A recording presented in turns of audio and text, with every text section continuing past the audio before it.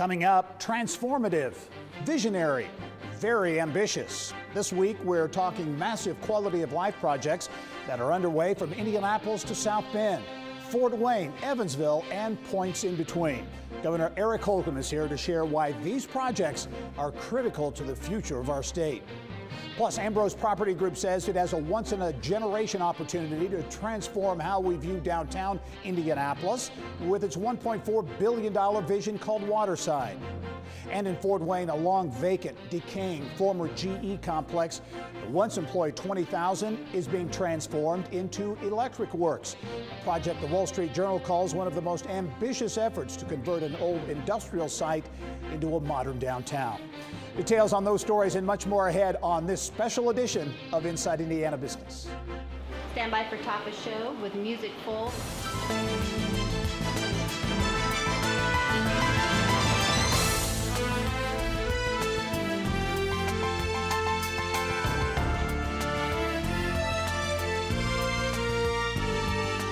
Stand by D1 Sound, sponsored open with music. Stand by camera 3 with Gary. We're out in 5, 4, 3, 2, dissolve, cue Gary.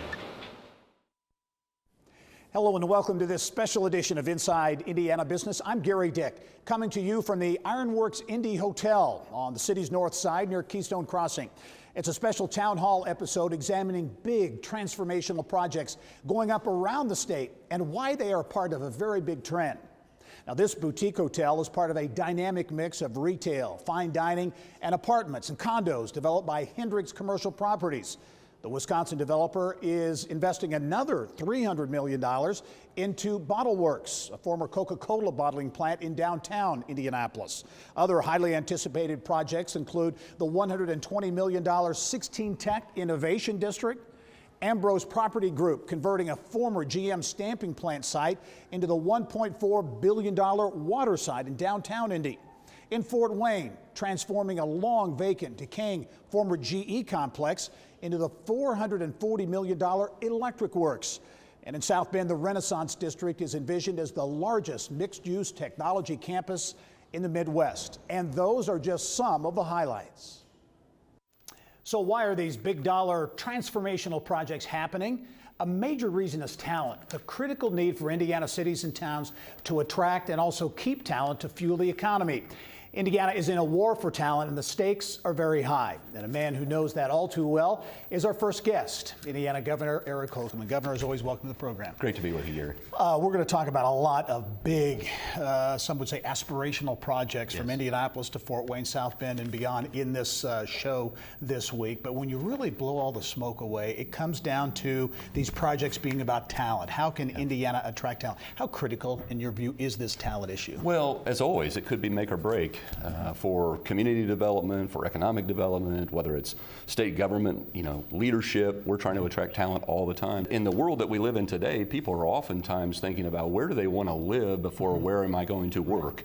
And for Indiana, it's just an exciting time to be a Hoosier because we're growing all over the state. There are a lot of options, size of community, et cetera, from your rural to your suburban to your urban areas. And when you think about these cool places to, what used to be clock in at, that could be the difference when you're recruiting talent. When you look around and you look at all the amenities and to think about where we sit right here, what we have to offer, what we know is when someone visits Indiana, they are awed by what's available and the quality of life that we offer, and that comes down to quality of place. How critical are these kinds of projects? Because you're in a war for talent. You're battling not only in the U.S., but around the globe, really, for talent to come here, to want to live, work, and play here. They could be the difference maker, and it's what gives us an unfair advantage, I think, to have these, whether you're, as you mentioned, whether you're in Toronto or here where we are in Indianapolis, and to have projects like Indianapolis does, or Fort Wayne, or South Bend, or Evansville, Jeffersonville, West Lafayette growing, Kokomo growing, Elkhart booming. It often comes down to how are we conducting our affairs? How are we tapping into the synergy that's out there? How are we harnessing all the talent that is close to us and maybe in Beijing? And with technology, you can do that. You can pull people together and you can move people around. Again, what we know is when people come here and do externships or internships, whether it's in the tech community or in some of our auto manufacturing, what we've seen is Indiana's place in the world is critically important. Regional, you mentioned regional cooperation, and the Regional Cities Initiative has funded a number of projects, including Studebaker and South Bend, which we'll talk a little bit about a little bit later. Do you foresee other efforts at the legislature that you'll be pursuing to attempt to find ways to fund regional initiatives? Oh, I hope so. And we'll be looking at in this upcoming session in January that kicks off in January, reviewing our tax code to make sure that we're not doing things the same way we did in the 1920s in order to attract more talent and more capital. And what we're seeing is, because of regional cities, we're seeing communities like never before. They're not looking inside a box, right? They're not thinking in terms of whether it's party lines or county lines or city limits. They're thinking about a limitless opportunity to grow a region. And that's in fact what corporate investors are looking for, whether they're headquartered in Amsterdam or in Buenos Aires. They're looking at a region and what impact they can draw from. Indiana Governor Eric Holcomb, as always, thank you. Great to be with you, Gary. Right.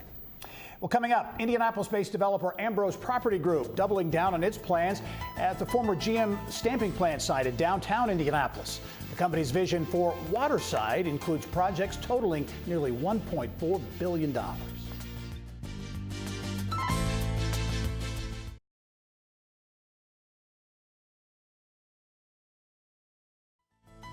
Well, Purdue University and the city of West Lafayette are partnering on what they expect to be a talent magnet. The Discovery Park District is a $1.2 billion, 400-acre project on the west side of campus that will feature everything from research and high-tech manufacturing facilities to housing options, retail, a convention center, and walking trails. Well, one of the most expensive mixed-use development projects underway in the state of Indiana is happening in downtown Indianapolis. Developer Ambrose Property Group has a $1.4 billion plan for a high-profile property that once housed a GM stamping plant. The Waterside development will embrace the White River, providing recreational opportunities along with 1,300 plus housing units, 620 hotel rooms, nearly 3 million square feet of office and retail space, as well as parks, trails, and art. And for more on the company's ambitious vision, let's welcome Ambrose Property Group Senior Vice President of Development, Andrew Greenwood, and Director of Marketing and Community Initiatives, Molly Simone Jefferson. Welcome, one and all, to the program. Thank you. Thank you. As mentioned, this is a big project, a long time coming, a lot of attention. It's called Waterside, right? You've got a brand now. But Andrew, give us an idea of ultimately what you expect Waterside to entail. Yeah, when we're done with Waterside, we believe that it will be a massive mixed-use development, just like you talked about. We will have hotels, businesses, residential, recreational opportunities, and we're really excited about what that means and what we can attract to the site and to the redevelopment for years to come. And one of the key, I think, unique features here in Indianapolis is you're really embracing the water, the White River. So something that's kind of, to an extent, been ignored over decades, that's going to be an important part of the development. Yeah, historically it's been somewhat of a barrier, and we're really excited to build on the momentum that's going on with Citizens Big Dig project, the White River study, and really turn what used to be a roadway, the White River Parkway, into a recreational promenade. And that interaction with the river becoming a centerpiece not only for our site, but also for the city and beyond. And Molly, this extends development across the river from downtown and into some neighborhoods. Absolutely. And I know the community engagement piece is an important part of the process. Yes, community engagement has been huge for Ambrose since the very beginning. We have a really unique and historic and fabulous neighborhood in the Valley and consider them a part of our team, and they have been since day one. We are committed to being transparent and communicating with them throughout the duration of the project and restoring vibrancy to their neighborhood and restoring jobs to their neighborhood. pre-GM and during GM. In the late 70s, during GM's heyday, they employed about 6,000 people, and we plan to double that and create jobs at every level for people in the community. So to an extent, is the community really engaged in what ultimately, and will be a part of what ultimately Waterside looks like? Absolutely. They're excited with us. Their vision aligns with ours, and we really do believe that the Valley and surrounding communities are a part of our team and are planning with us. Yeah. Part of the vision at Waterside, I know, is to create some innovative workspace that's going to be attractive to, in particular, young professionals. Yeah, we're really excited about the live, work, play, and the opportunity to have those 20-minute neighborhoods, and we think that is a big part of why we will attract from Indianapolis and beyond. We've recently contracted with Jones Lang LaSalle, international renowned brokerage house, to help us market the property, work with the city and state and beyond to really get top flight talent to want to come live, work, and play at Waterside. What's been the reaction, Molly, as you've gotten out in the community to this project? A lot of change, obviously, and sometimes change isn't necessarily well received. What's been the reaction? Again, this neighborhood is really unique, and they cannot wait. I mean, it's really different. Their biggest question is, when are you going to start? They're very excited, and they, kind of look across the street to find us and to ask questions, and they are absolutely engaged and kind of right there with us.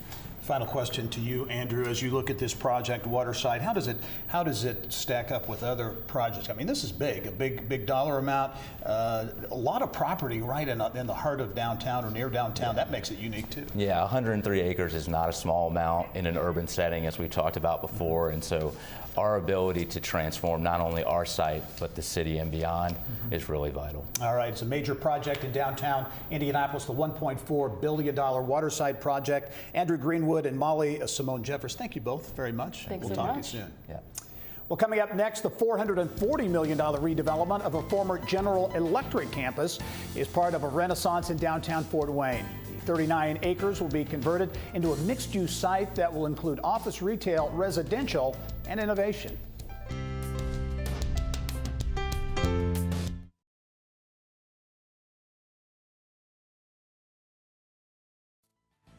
Well, construction is underway on a major regional cities initiative project in southwest Indiana. The $40 million Post House is a research hub for smart energy technologies in downtown Evansville. In addition to providing housing, retail, and office space, it will be a living laboratory for Vectren to test and utilize smart energy products. Well, plans are moving forward to turn a former 39-acre General Electric campus in downtown Fort Wayne into a mixed-use district of innovation, energy, and culture.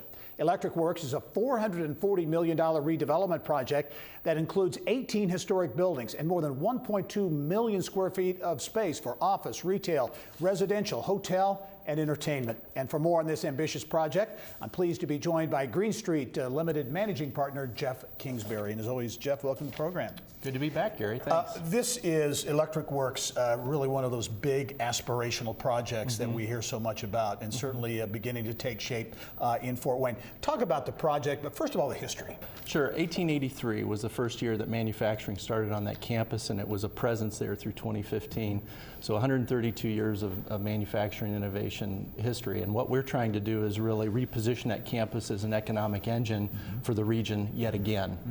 Let's talk about that, because the size, you're talking about a lot of things: innovation, entertainment, retail, housing. Give us a kind of a thumbnail of what Electric Works will be about.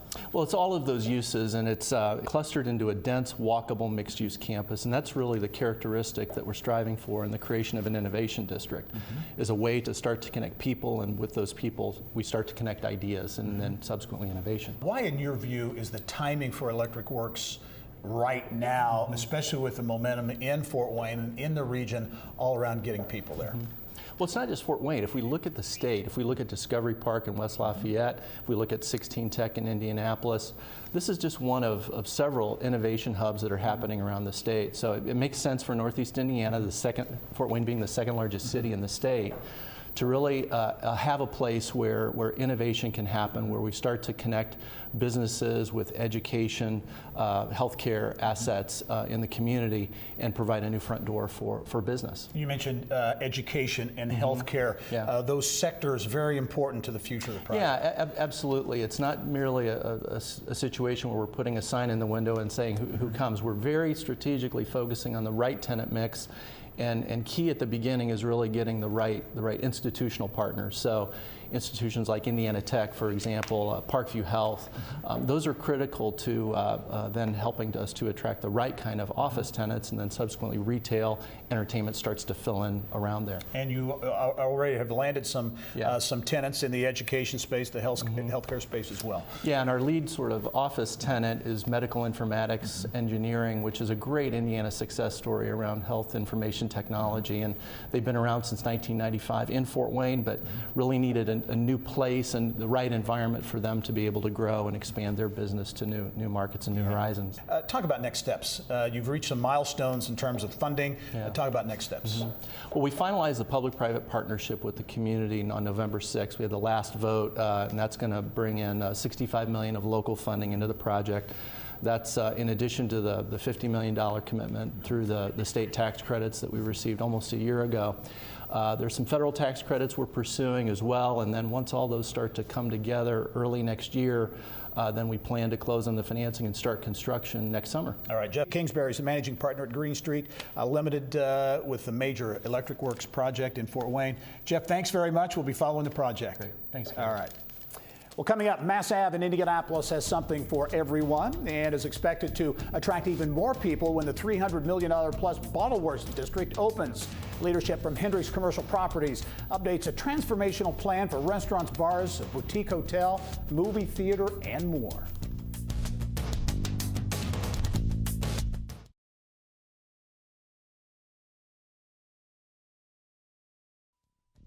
Well, downtown Evansville is undergoing a major transformation that includes the $70 million Stone Family Center for Health Sciences, a $66 million 4,700-seat arena for the University of Southern Indiana, and an $18 million 139-room Hyatt Place Hotel. Construction is also underway in the $300 million BottleWorks district on the north end of Mass Avenue in downtown Indianapolis. The project involves transforming 1.5 million square feet of a former Coca-Cola bottling plant into a mixed-use development that includes a food hall, boutique hotel, cinema, and a lot more. And for the latest on BottleWorks progress, let's talk with Hendricks Commercial Properties Vice President of Development, Isaac Bambouche. And Isaac, as always, welcome to the program. It's good to be back. This is a project with a lot of moving parts, and I know you want to create a lot of wow factor with this project and make it a destination. Absolutely. That's why we're right now working on delivering the first phase of the project. You know, this is going to be a transformative project for not just Mass Ave, but the entire city. And so it really starts with the history and the character that this project brings with that Coca-Cola bottling plant. This was the world's largest bottling plant at one point in its heyday. And so bringing back that history in terms of a legacy and creating a legacy, and that starts with being able to attract the best talent. So there'll be a West Elm Hotel, there will be a food hall, there will be high-tech office space. High Alpha is signed up, and so they'll be joining this project, as well as a cinema and quite a bit of retail as well. Well, let's talk about some of those tenants. You mentioned the West Elm Hotel, boutique hotel. 6 hotels will be in the chain. This is the very first one, though, right? This is going to be the first one. So summer of 2020, we'll be delivering the first West Elm Hotel. So we're pretty excited. Office space is key, and a certain type of tenant. You got a really tech-savvy company with a cool vibe right now, High Alpha, the venture studio, which is doing some great things, continuing to launch companies. They're going to have their corporate offices there. That's correct. So High Alpha will be our first office tenant, which is huge. Those guys are going to be bringing in just great talent, and with everything that's happening on Mass Ave, we think it's going to be a great space for them in terms of being able to not just attract talent and help further build the ecosystem, the tech ecosystem in Indianapolis and Indiana, but also help retain because having those options are key, and so we're going to have lots of those. Your company, Hendricks Commercial Properties, based in Wisconsin, you obviously think a lot about Indianapolis. We're in the Ironworks Indy Hotel and the larger Ironworks project here on the north side, in addition to the Coca-Cola investment downside, so you're pretty bullish on Indianapolis. Absolutely. We feel in Indianapolis and Indiana as a whole has great market fundamentals, great higher education institutions, and just there's an energy, and so we want to be a part of that energy, and we want to be catalytic to that energy as well. So we're happy to be here and look forward to being here for a while. What are going to be keys to this project reaching its, in your view, its potential? Talent on various levels, right? Talent to fill the jobs that are going to be the companies that are operating out of here, whether it's on the hospitality side all the way to the high-tech side, but at the same time, the talent from an entertainment standpoint and a food and beverage standpoint. And so we're being very selective and patient in who we bring to this project, and so so far so good, and we look forward to announcing some pretty exciting partners as part of this project. I want to quickly ask you, you mentioned the hospitality. As I understand, you're going to create an institute, a training facility, right, for folks who want to engage and get into that sector. Absolutely. It's a key part of what West Elm sold us, and why we were so excited to partner with them, because they really become a part of the fabric of the community in that way, and really showing that there is opportunity in these different industries. It's not just one segment, but you have opportunities in numerous segments in different industries. Isaac Bambouche, Hendricks Commercial Properties, thanks very much. Major talent attraction project in downtown Indianapolis with the Bottle Works project, and we'll talk to you soon. All right, thank you. All right. Thanks for having me. Well, still ahead, we go to northern Indiana. South Bend looking to transform the massive old Studebaker complex into a center of high-tech innovation. It's part of the Renaissance District, and it's on the way to becoming what could be the largest mixed-use technology campus in the Midwest. Plus 16 Tech, Indianapolis' 60-acre innovation community, is gaining momentum. The planners expect the project to create more than 2,600 jobs over the next decade. CEO Bob Coy is here to update progress and the tenants moving into the first of 4 buildings in the district.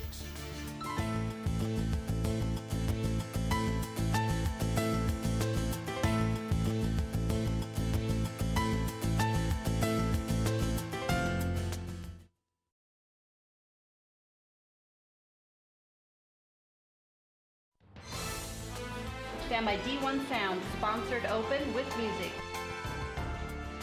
Stand by camera 3 with Gary. We're out in 5, 4, 3, 2, dissolve, cue Gary. Well, welcome back to this special edition of Inside Indiana Business, a quality of life town hall coming to you from the Ironworks Hotel Indy, powered by your Indiana Pacers. Now, the Ironworks Hotel is the only boutique hotel on the north side of Indianapolis, located just west of Keystone Crossing. The hotel, set in a modern warehouse-style building, features fine dining, shopping, and residential units as well. Well, it's being called the largest mixed-use technology campus in the Midwest and is now under development just south of downtown South Bend. The Renaissance District is a multi-block area. Its centerpiece will be the Studebaker campus. Now, the space will feature office, co-working, residential, retail, entertainment, labs, and a lot more. And for more, let's turn now to Global Access Point CEO Kevin Smith. Kevin, welcome to the program. Wow. And I should mention Global Access Point is a technology company, a carrier hotel. Yes, sir. Operating in South Bend. This project, it's a Regional Cities Initiative project, but the Studebaker name in South Bend at one time was truly iconic, employing what, 20,000 plus people at these old campuses? 20, 30,000 at Wow. its heyday. So it really helped establish South Bend as an international leader. Global Access Point is building on the shoulders of those that came before, because Studebaker was very inventive, and now we're just taking that iconic element and translating it into the future. Well, let's talk about this project. It is a massive project. Yes. Talk about all of the elements, and some have already happened. You've got tenants in the old Studebaker complex now, but talk about what ultimately is the vision for this complex. Sure. What we're doing is we've looked at what we needed to translate South Bend from an industrial age to a digital age. And so we are one of 2 carrier hotels in the state. We have dark fiber to Cermak, which is another major carrier hotel in the world in Chicago. So we built it on those core elements, and then we've gotten very good at the power portion. So we can produce Bitcoin and blockchain, high density power, supercomputers, cloud computing, international compute. So we've been doing that for about 25 years now. And so on top of it, what we've discovered is technologists want to be by the technology. So we've figured out how to blend that technological space next to the technology. And that's what drove me to expand from the Union Station to the Studebaker building. You talk about the technology and connecting South Bend to the world, really, that this area is home to some of the densest fiber concentration in the nation. Absolutely, because the Union Station converged 3 railroads. That means you had 3 easements for the fiber optics to go down. And so if you're heading out of Chicago, you pass by me. And then sometimes you go down, I have fiber that connects South Bend to Indianapolis, or you continue to New York. So we leveraged that kind of power or fiber density connectivity and made it accessible to the community. Yeah, as you look at the regional nature and the cooperation needed for this project, how important is that piece? Oh, it's essential, because I'm so pleased that our state is becoming a regionalist. One of the goals would be to find the virtualization of all those regional centers and integrate them together. Because once you can play as a regional asset, you can play internationally. And that's my goal. My hope is that Indiana should get back on the stage. As you look at what this can become, this Studebaker complex, close to Four Winds Field, the baseball park there, you've got a world-class university, obviously, and Notre Dame right in the backyard there. What's the potential? What could you envision this area as looking like, feeling like in say, 10 to 15 years? So when you look at it contextually, we now have the connectivity. I'm virtually at Chicago, but we have all the technologists being mentored, if you choose, at Notre Dame and Purdue and throughout the state. So we're rich in talent. So what we need to do is to have a platform where that talent can meet the technology and meet the needs of the world, frankly. Very good. Kevin Smith is the CEO of Global Access Point. The Studebaker complex and that development is a major development. Thanks for joining us. We'll be following the story. Thank you very much. Well, in 2012, Cityway opened a 10-acre quality of life neighborhood in downtown Indianapolis, featuring a luxury hotel, apartments, restaurants, and retail and office space. The $135 million second phase will add more than 400 apartments and a 13-story tower to the downtown skyline. Well, the first new building in Indianapolis' 60-acre innovation district is fully leased. 16 tech developers say the $30 million research and office facility will house the Indiana Biosciences Research Institute, the Central Indiana Corporate Partnership, and IU School of Medicine researchers. Browning Investments plans to invest a total of $120 million in the first 4 buildings at 16 Tech. And 16 Tech Community Corporation President and CEO Bob Coy joins me now with the latest. Bob, as always, welcome. Thank you. Always good to be here. And a bit of breaking news. You've actually just broken ground on that first major building. Talk about what's going to be in that building, because I know a lot of high-profile stuff. Yes, certainly. Pleasure to do so. First, on the first 3 floors, the Indiana Bioscience Research Institute will be located. And it's an interesting collaboration between Eli Lilly Company, Cook Regentec, Roche Diagnostics, and Corteva, as well as IU and Notre Dame. It itself represents the kind of collaboration that will be occurring at 16 Tech. The 3rd floor will house the Indiana School of Medicine's team of researchers focused on regenerative medicine. And then the 4th floor will house the Central Indiana Corporate Partnership and all of its related entities. Talk about the larger 16 Tech project. First of all, we'll get into that, but really this project is about, you know, advanced industries but really bottom line is about talent, about attracting talent and keeping talent in Indiana. That's exactly right. If you look around the country and the world today, talent, especially in industries like the biosciences and technology sectors, 2 sectors that we're focused on at 16 Tech, it tends to concentrate in urban areas for a variety of reasons. And we are building on the rebirth of Indianapolis as an exciting place to live and work as we develop 16 Tech. So 16 Tech is, as you mentioned, located on 60 acres. It's adjacent to the IUPUI campus, the IU School of Medicine. It's surrounded on three sides by water. The White River Trail goes through it with its connections to the Monon Trail and the towpath, so it's great for biking and walking. It's less than 2 miles from the downtown urban core and a lot of the exciting neighborhoods that are there. And it will become a magnet for talent in the life sciences, tech, and advanced engineering sectors. Well, and you talk about being a magnet, you talk about those quality of life assets that are there. How important are those? Because when you want to get talent here, you got to be literally selling them on coming to Indianapolis. Well, it's absolutely essential. It's very difficult to do a project like this if you're not in a city that is exciting and vibrant and dynamic as a place to live. And certainly Indianapolis over the last decade or two has experienced a rebirth, which is attracting people to exciting neighborhoods downtown.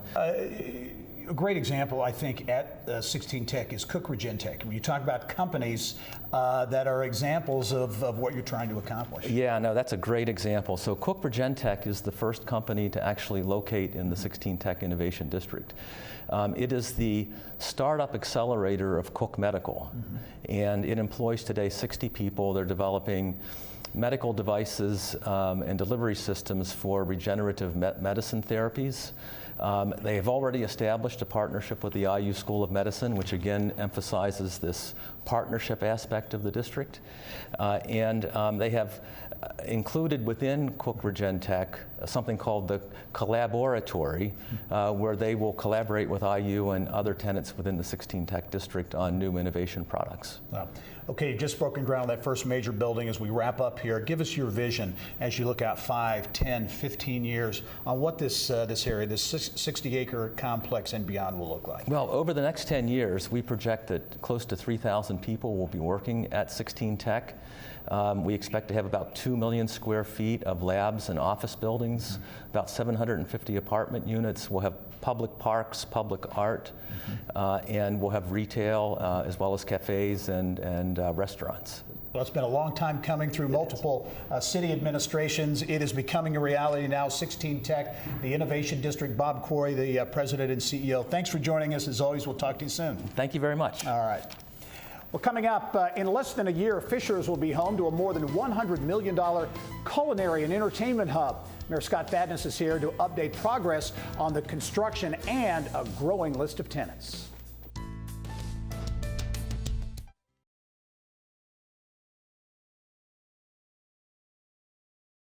Well, when you talk about transformational projects, the city of Fishers has launched several in recent years.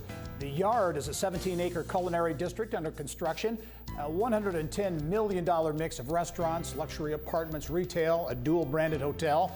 And just last week, the city announced a $153 million downtown development that includes apartments, townhomes, retail, a major corporate headquarters, and hotel. And for more, let's welcome Fishers Mayor Scott Fadness. As always, Mayor, welcome to the program. Thanks, Gary. A lot continues to go on in your community, and so many of these projects have been done with talent in mind and attracting and retaining talent.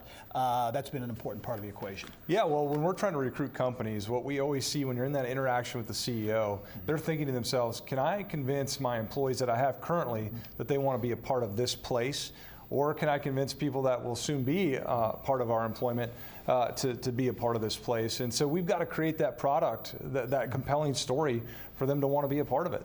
Part of that story will be this just recently announced development in downtown Fishers, a $153 million development. A main anchor of that project will be First Internet Bank, a company that continues to kill it really and do some great things with David Becker. They're going to have their corporate headquarters right in the heart of Fishers. Yeah, this is a really exciting. This is a culmination of our downtown development. Actually, I think it's the largest project we've ever done. And with First Internet Bank, serial entrepreneur like David Becker, building their corporate headquarters, which is going to be a significant anchor to this master concept or master plan. But then we're also going to have this high-end boutique hotel in downtown, and then on the other side, more apartment living, more townhomes, more office, and even some retail. So that mix of people living and working in close proximity attracts, what's interesting, it doesn't just attract the young generation, but it also attracts the 55 and older generation. I think that's critical for the long-term sustainability of our city. Also mentioned the Yard, which is a unique development, a lot of restaurants and retail activity, and culinary accelerators part of that. Talk about the Yard and what, how that idea really came about. Yeah, it's a spin on the next generation of retail, so we can't keep building big boxes. That market's been disrupted, but what we do know is people want experiences. So experiential retail still has a really strong market. That's why when we looked at doing a development here, we decided that we didn't want to go with the traditional model. We really focused on the culinary side. So there's nearly 10 or 12 restaurants in this little focused area. And then again, to pursue kind of this entrepreneurial vision of our city, we wanted to create a space where people who have a culinary passion can pursue that right there at the Culinary Accelerator. And so we'll have a lot more information on that first quarter of next year, but they're just about all leased up at the Yard already, and it's gone from a $40 million project to a $140 million project. So the market has responded to this type of concept, and we're really excited to kind of open this up and really see how residents react to it. How do you balance as you look at these exciting projects, and the Topgolf and IKEA and all those? Well, this is the age-old discussion you have in a city. Most people want to close the door behind them. And that's just not a practical reality in the world that we live in today. So I have to convince our residents that by taking the actions that we are, although that it's change and that can be difficult, absent of change, the world's going to change around us and we're going to be left behind. So we have to have a bold vision. We have to aspire to that. We have to execute. So smart planning, smart infrastructure growth, which I think we've made good strides in. But at the end of the day, I'm going to live in a community. I'm going to lead a community that's growing, adapting, and evolving to the world around it, and not sitting by and watching it go by them.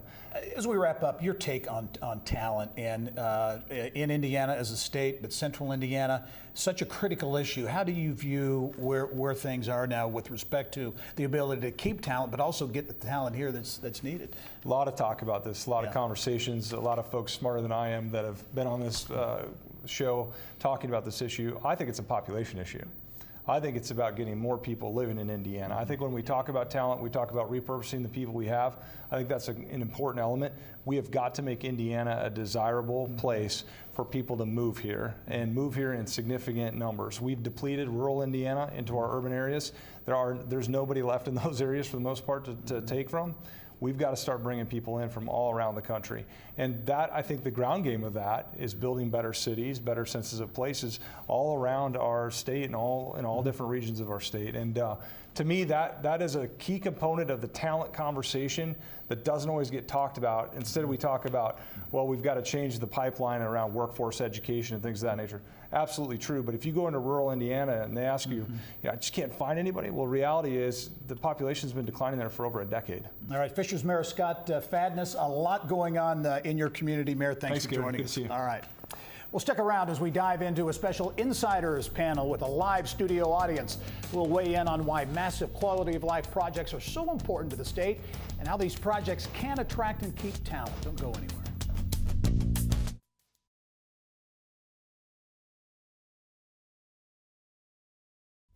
And welcome back to this special edition of Inside Indiana Business, a quality of life town hall coming to you from the Ironworks Hotel Indy on the north side of Indianapolis. This broadcast powered by our partners at Your Indiana Pacers.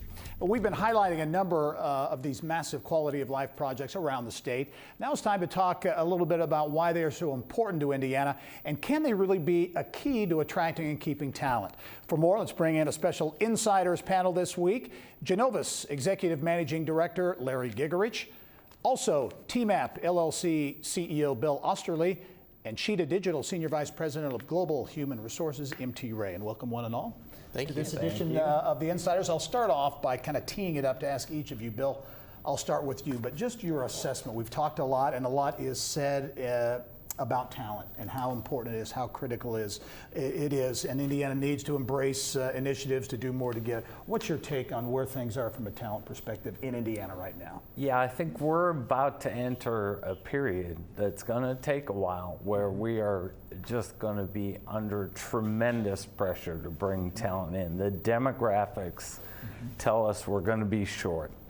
And That's the first time we've had to deal with that in maybe 100 years. So these projects are going to be just critical in us attracting outside talent to the state. Brings up a good point. MT, your take on that, you look at the numbers, you look at the demographics, and they don't necessarily paint a rosy picture. No, I think we have to get creative on how we attract talent to Indiana. And I think these projects, like Bill mentioned, are going to do that. I mean, we need to show that this is a place you can live and work and play and have opportunities for a career. And I think that will help bring people here when they see what a great place it is to live. Yeah, Larry, your take, you're dealing with this not only in Indiana, but in areas around the country where you work on projects, your take on the talent. Yeah, absolutely. We've got to grow faster than we have been over time. And I think part of that is growing faster and growing smarter. I mean, Bill's company is doing some great work right now looking at those people that are persuadable, who would be targets to come back to Indiana. That's very important, but we also need to attract that talent that's at a well-educated level, and that's why those quality of place investments are so important, because they pick where they want to live first and figure out the job second in many cases. And Larry mentioned your efforts, Bill, and how important in your view is it to be, everybody wants to go after talent, but to be strategic? This is a targeted marketing exercise, not a mass marketing exercise. We're at the point where we can identify the people that we want to get and deliver specific messaging to them, tailored to them. And if we do that, we'll be the only state in the country that is actually out executing that kind of plan. So be very strategic. MT, your company, Cheetah Digital, is in growth mode. We had you on the show a few weeks ago, tripling your headcount. So you're in the midst of this. How are you finding the market out there? Every day, it's hard. I mean, we are competing for talent every day. So you have to be creative, as I said. You have to differentiate yourselves. You have to come up with your employment brand and what makes someone want to join you. Because they have multiple offers from different companies, small and big. Is there anything you'd like to see, the state, local municipalities do in terms of initiatives or things to help the situation? I mean, I think we do a great job with our entry-level talent, with the different programs we have in place at the universities. But I think there's a lot of transitioning workers out there that we could retrain and offer programs to help them, be trained up to take some of these open positions. And I think we have to do a better job branding ourselves as a state to attract talent. Those boomerangs, those ones that Larry was talking about, those that leave, how do you get them back? And what a great place to live. It's affordable. We have all these great programs happening. How do we target them and go after them? Yeah. Larry, was in some respects, the Amazon decision to put a logistics center in Nashville, 5,000 jobs, big investment, $200+ million. Was that kind of a wake-up call maybe for Indianapolis? I think clearly it was the one that hit home the closest. As a lot of people said, if you pick Washington, New York, no one's going to get fired over that decision, right? Because of the size of those markets. But Nashville's one where compares to us in many, many ways.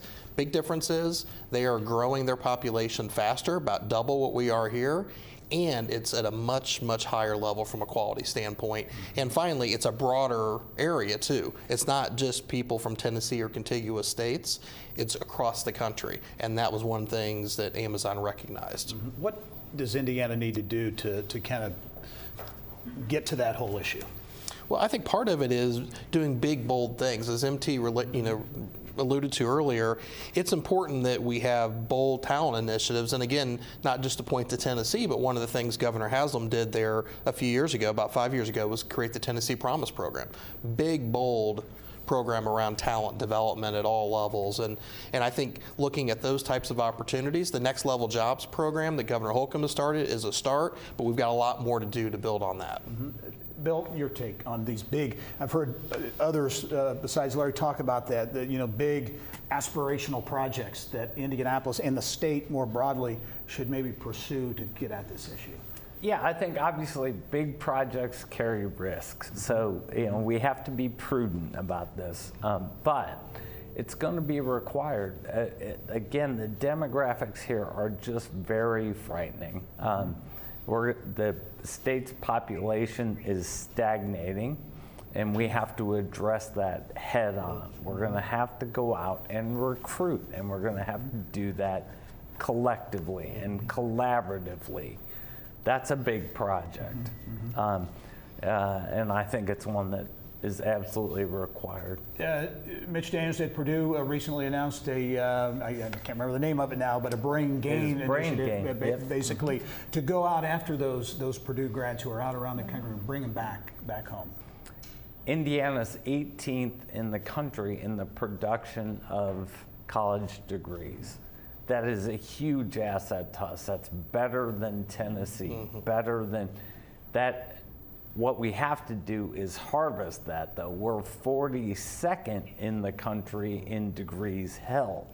So that's a pool that's out there across not just the country, but the world. And we can go find them and we can attempt to bring them back. And furthermore, we can message to them while they're in school, which we haven't done very well historically.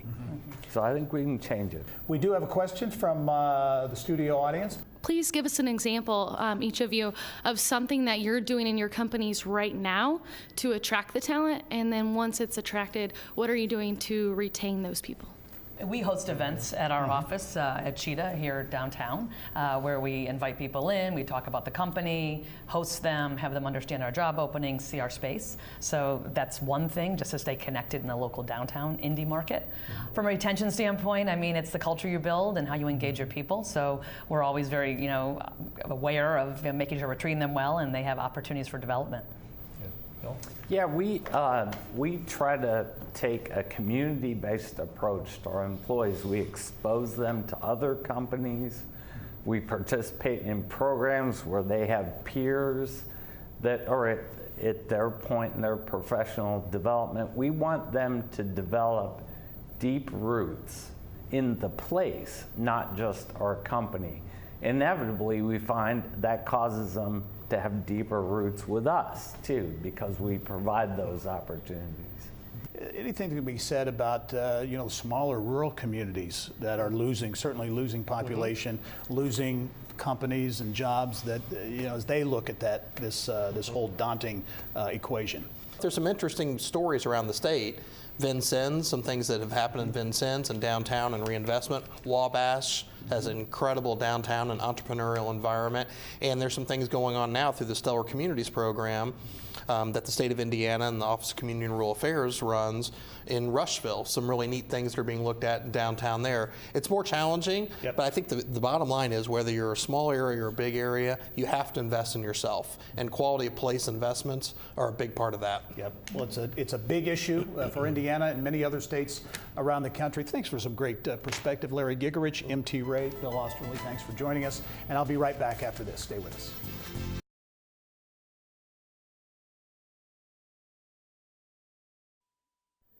And before we wrap up this special edition of our show, we want to give a special thanks to the Ironworks Hotel Indy for their really warm hospitality and also sharing their great space with us this week. Also, Pivot Marketing for providing some information and resources. As always, a big thank you to our friends and colleagues at WFYI for another first-class production, and to our presenting sponsor of all of our on-the-road broadcasts in 2018, your Indiana Pacers. Thanks for joining us this week. I'm Gary Dick. Go out and make it a successful week.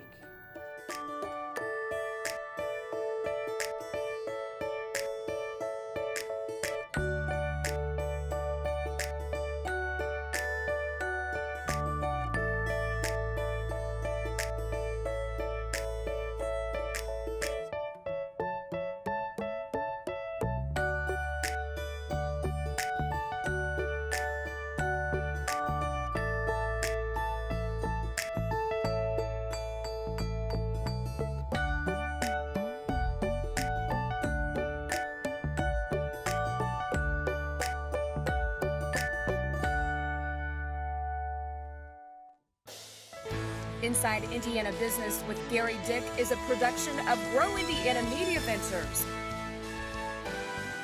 with support from WFYI Productions.